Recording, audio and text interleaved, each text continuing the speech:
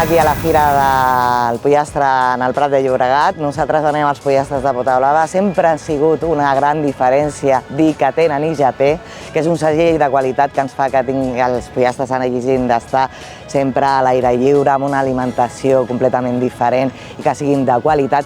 I què més que poder fer germanor amb altres productes d'IGP, DOP i la Federació, que ens ha subvencionat aquest magnífic globus, que és una passada. Esteu en la Fira Avícola de la Rasa Prat, que celebrem la 51a edició. Aquesta fira pren el seu protagonisme i la seva identitat del pollastre i capó del Prat, un producte agroalimentari de qualitat que va merèixer la indicació geogràfica protegida que obtenen els millors productes agroalimentaris del continent.